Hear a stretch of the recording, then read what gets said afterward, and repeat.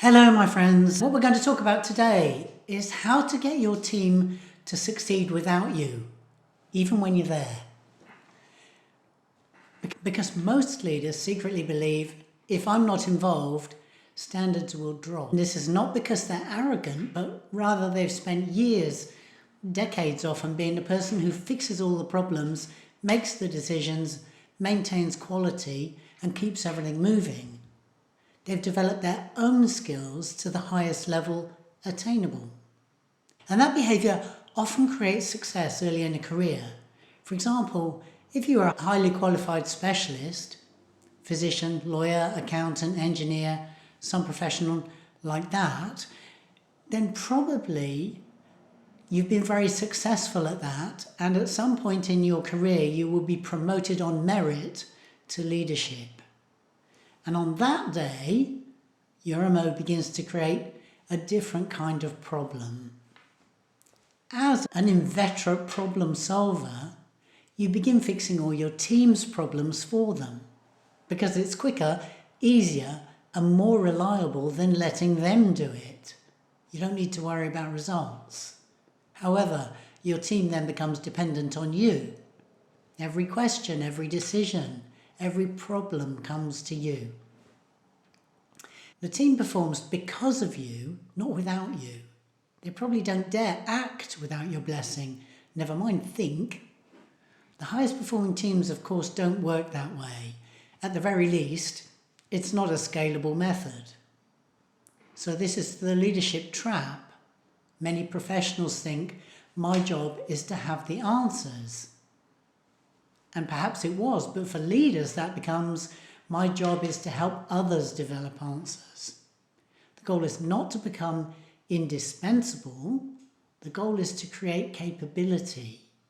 And the ultimate test of leadership then is, does performance continue when you stop driving it? There is a hidden cost of being needed. At first, it feels good. People seek your advice. They ask your opinion. This is you establishing authority. They want your approval. And it comes quite naturally to most people after years of being an A player.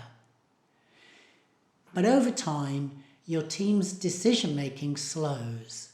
Leadership decreases, and along with that, motivation and effort.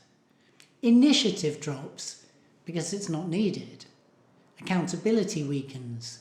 Innovation declines as your team stops speaking their minds and sharing their brainwaves. Your team starts waiting rather than thinking. This is atrophy, shrinking the capacity of your team to perform. You've become the bottleneck. So, okay, why do teams become dependent? Let's take a look. It's almost never because people are lazy. It's rather that they want their own moment in the sun and they can't get it. Leaders accidentally train that dependency. Or another way of putting that, in the end, is learned helplessness. They realize that they can't be trusted, so they stop trying. Some ways of spotting this, or some examples of it. Number one, providing answers too quickly. A team member brings you a problem. Before they're finished explaining it, you've solved it. And I must admit, in my first leadership role, this was my go-to, because up until that point, it's what I've been paid to do. Solve problems quickly. I'd built my whole reputation on it. Trouble is, in a team, it might be efficient today to do that, but it's very expensive tomorrow. Hiring brilliant, if not completely formed talent to your team will backfire if you then shut them down, rather than building them up. But for a professional, even one who's been mentored already up the ladder, mentoring a team goes against their founding principles for success in their careers so far. To that point, they've largely been rewarded through personal talent and exertion, solo expertise, and now the boot's on the other foot. Number two, jumping in to rescue. The leader feels responsible at all times for outcomes, so they intervene, usually a little bit too early. And the team learns If this gets difficult, the boss will take over. In fact, the boss will want to take over, so they relinquish control to you. Number 3, rewarding compliance over ownership. Many organisations unintentionally reward agreement, in other words, compliance, speed, completed execution, instead of rewarding judgment, initiative, independent thinking, which can almost be threatening as it scuffs against the status quo. It can also, by implication, be very expensive. But on the unseen flip side, the upside, independent thinking is what catches mistakes early, notices opportunities, thinks out of left field, makes room for the intellectual curiosity and creativity that brings innovation or solves problems in new and often more efficient ways. So what then is the shift from being a fixer, a professional expert, to being a mentor in developing out a team? Fixer to mentor. Leadership excellence does require a reframe on your rules of success. Instead of, how do I solve this problem? The true leader asks, how do I mentor others' capacity to solve this problem? One creates short-term results, the other creates long-term capacity, success and growth. This is what you'll be remembered for in the end. So, here are 5 ways to build a team that succeeds without you. And as I mentioned, without you even when you're present. This is the ideal state. Operate on the basis that your job is to build capacity in others and foster productive collaboration between them. The first way to build team success is stop answering the first question. When someone asks, particularly in the meeting, what should I do? Respond with, what do you think? Not as a trick, as an invitation to think. When you invite, allow space and time for them to think. Don't crowd them out impatiently. Listen without offering your opinion. Only very gently guide the direction of their thinking by asking more questions. And then also calmly expressing your confidence in them even before they know the answers.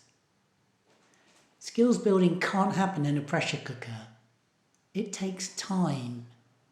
And it needs to be done ahead of crisis. You can't delegate the answer only when a crisis hits. It's too late. The best leaders listen and ask for as long as the conversation is developing. And if they quietly offer an opinion, it will be at the close of the meeting. This is the way to empower your people to grow as fast as they are capable. Number 2, ask for recommendations, not problems. When you've got your team together, prompt them to bring solution thinking first. So that might be suggesting that instead of saying, here's the issue, they could instead lead with, here's the issue and here's my recommendation. This develops the skill and judgment that they will need. In a team where trust is established, it also allows others to respond in kind, helping to flesh out workable responses to problems and surface any adjacent issues that might come up from the solution that they can then fix together. Which brings me to number 3, allow safe mistakes. People cannot develop ownership if they're punished for every imperfect decision, half-formed idea, or stupid question. Growth requires room to learn. I'm pretty sure we all learn by making mistakes. I know for sure I did. The trick is to let the mistakes come out when the stakes are low, not during crisis. This is the single most powerful way to transform a team of reluctant contributors into innovation powerhouses. No bad questions. Number 4, delegate the decisions, not just the tasks. Many leaders attempted to delegate execution, although often to tightly bound rules, in fact, designed to prevent missteps. But few delegate authority. And that's where ownership lives. Start developing out your 2 ICs. Give team members authority on projects. This lets them test their wings while you're still on hand. Your job as a leader is to develop future leaders, the people fit to replace you. I'll hazard a guess, in fact, that you've always wanted to mentor people, that your instincts are right there. So now's the time to brush up this talent in yourself first. It is as deeply rewarding as you think to mentor these people through the ranks, and it takes workload off your shoulders that no longer belongs there. Number 5, praise thinking and contributing, not just outcomes. When someone demonstrates initiative, judgment, problem solving, good teamwork, recognize it. For best effect, do this in team meetings as well. Remember the initiative, not the outcome. Praise is most effective when it's given verbally and in public, as opposed to correction, which is best given privately.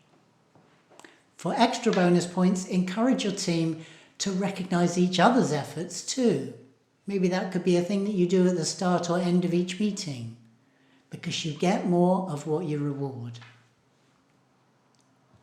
So what do high-performing teams actually need? Well, let's start with what they don't. They don't need a leader who solves everything. That isn't true leadership. They need a leader who creates vision, purpose, and clear goals so that direction is established. Everybody shares the same understanding of the problem and the goalposts. A leader who creates trust, who holds standards and accountability, and who creates a culture of psychological safety. You can't underplay this one, because without it, team members will not contribute. Also, a leader who creates learning opportunities and mentors their team members up the ladder. The leader's job really is to create the conditions for success, not to personally manufacture success. The paradox of great leadership is the better leader you become, the less people need you for everyday decisions. And the more they need you for vision, direction, strategy, culture, and growth. You become more valuable by becoming less involved. If your team cannot currently succeed without you, you've built dependence. Okay, no worries. You simply have the shift to make to be a new power under your team's wings. And that's just a practical matter. You need to sharpen up a few of your leadership skills. If your team can succeed without you, whether you're there or not, you've built leadership. The shift is from being the person who performs to becoming the leader who multiplies performance in others. And I really believe this is the maturity that we can most productively offer to the next generation of leaders. If you don't agree, of course, please let me know. Leave a comment, send me an email. Hope you found value in what you've heard today. Thank you for listening. I wish you every success with your leadership journey, and I'm always available as a guide.